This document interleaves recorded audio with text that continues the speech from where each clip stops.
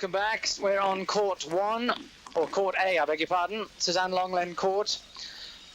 Patrick Rafter against Roger Federer. It's set points to Rafter to level the match at 1 set all. 5-3, 40-15, and this is developing into quite a tussle. We'll tell you a little bit about it in a second. And there's the second set for Patrick Rafter. He levels the match. Federer, the world junior champion, junior Wimbledon champion, lost in the final of the US Open boys singles. A very impressive youngster. I think could be one of the great names of the future. He's very charismatic as well. He has an arrogance about him which you can't really find offensive. It's a pleasant arrogance.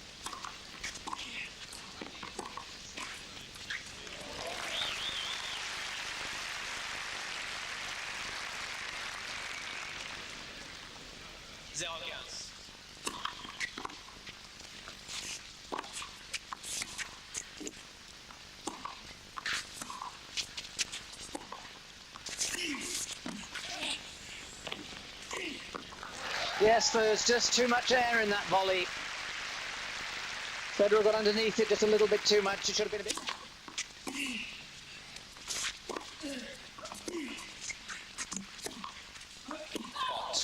That is too long. He pushed his luck on the first one. But that was just a fraction too long, and Federer very angry.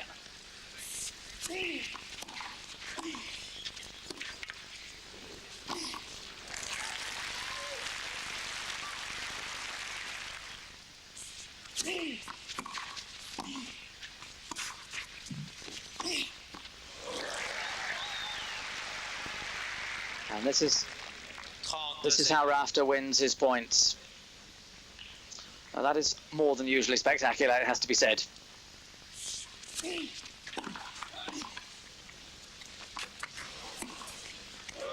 Nice backhand from Federer by coming in.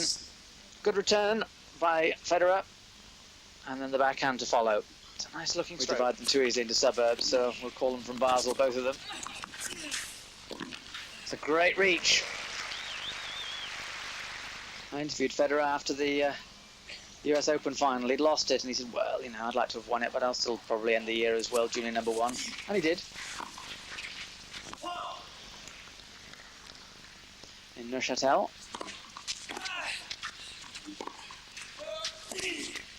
Yes, but he mustn't leave gaps open like that. And not straight onto the Rafter forehand. Rafter's short.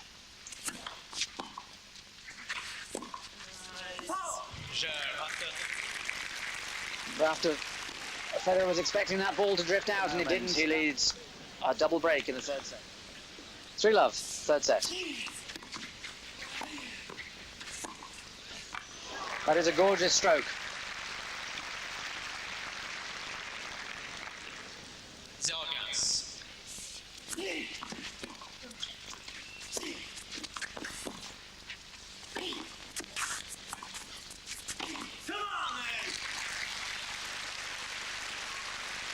That cry came from the Swiss.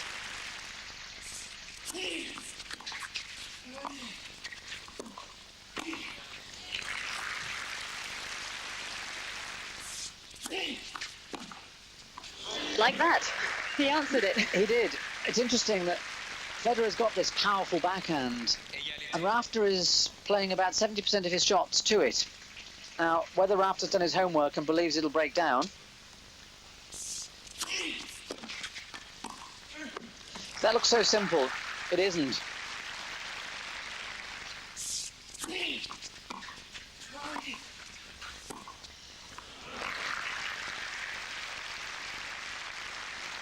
And that's why I think Federer's going to be good. He's got this lovely controlled slice, which he used very well there. And Coach Yannick Noah did this title in '83, but now works for British tennis.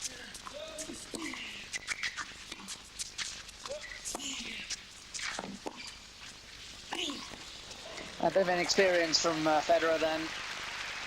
Down and wasn't really ready for the backhand.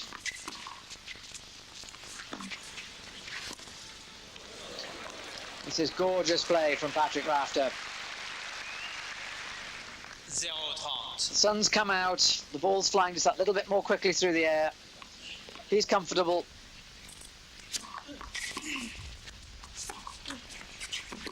That's beautifully reacted. He had to stop his run into the forward. It's a pleasure to watch this. I think he's a wonderful player after. He's also such a popular player, isn't he? If you talk I around... feel that he's not one of the boys. That's only Federer's second double fault, but I suspect Rafter is heading for a whitewash set here. Kafelnikov won a whitewash third sitting.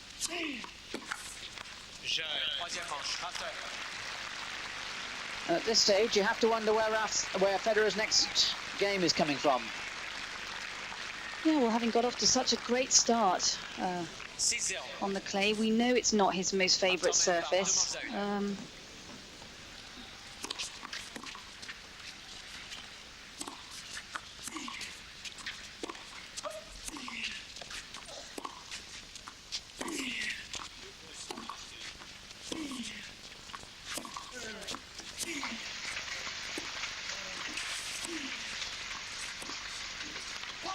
That, I think, is inexperience. And it's Rafter's experience to know when to trade punches and when not to look for the first opportunity to get into the net.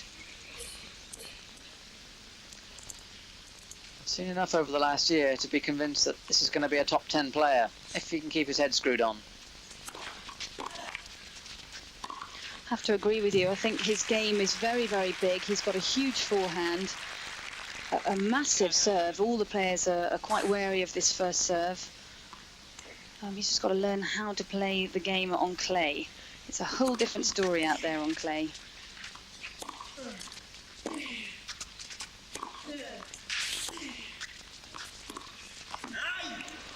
As you say, it's picking the right shots, being patient. He had his Davis Cup debut as well.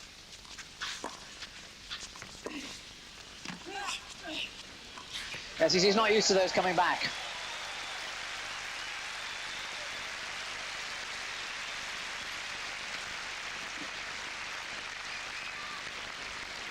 His games.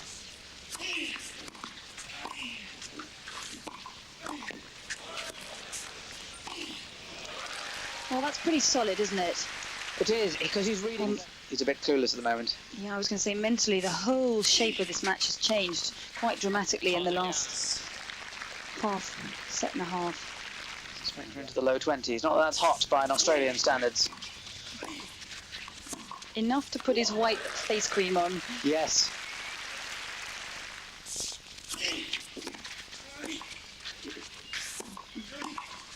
Well played.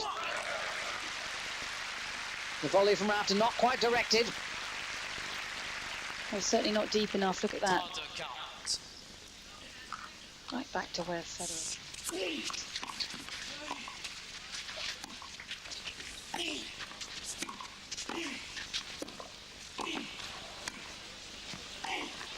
It's a wonderful rally. But no wonder Federer is frustrated.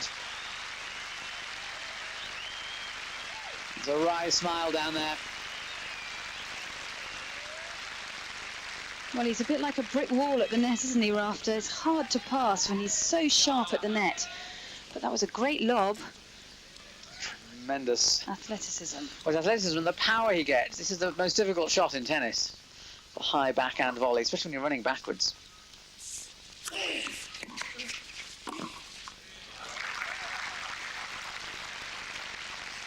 So what Rafter's doing with the face cream is, I think,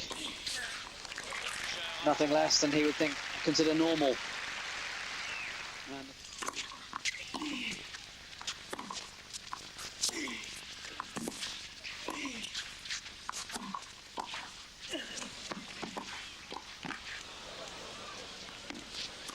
Oh, yes! What do you call that? He's smiling about that one. You call it a great shot. That was an unbelievable shot. It was such a great lob from Patrick, but watch how he gets back for it. It's behind him, and he hits a smash. This is why this guy's going to be good for the game. He has this sort of arrogance. He's got a bit of a smile about him. He's going to relate to crowds as his personality develops, as he gets more confident about his position on the professional circuit. Lots of flair. Yeah. And a good talker as well, which is important in terms of the profile of a player. Are you saying that most of them can't talk? Dear. I think he's going to have a few interesting things to say over the years. Doing that for a long, long time. Formula One and golf are, I think, still ahead of tennis. Although, in fairness, the sports stars are older. And therefore, they perhaps understand the deal better. Tennis players tend to be between 20 and 30.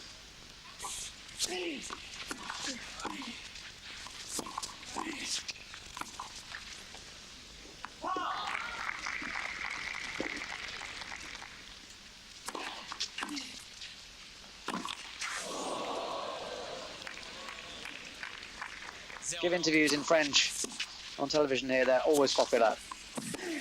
Oh, what a wonderful shot. We're after now just two games away from a place in the second round. 55,000 euros. Oh, it's a wonderful volley from Rafter.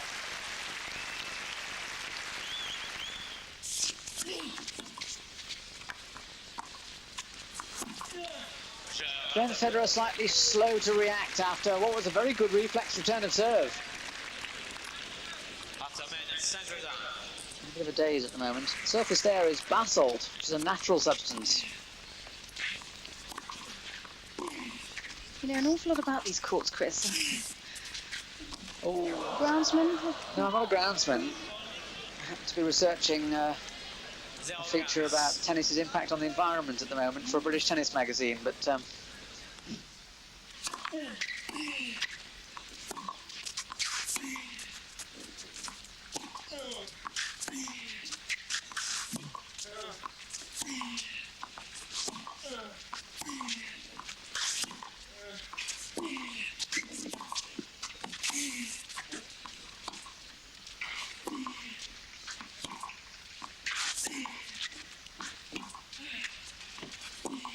oh, what a wonderful angle.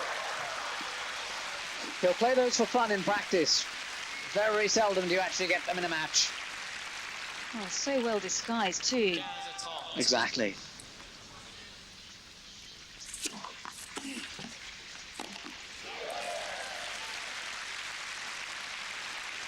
A few minutes with a recap on the day's results. If you want to know what's happened, stay with us. I'll stay with us anyway. That's a good smash.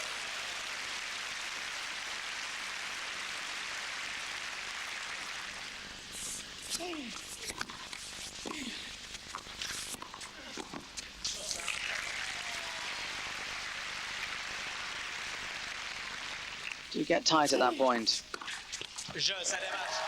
3 match points. Do the job. Absolutely amazing career, and it's wonderful to have you on our team. And please welcome Rafa Nadal.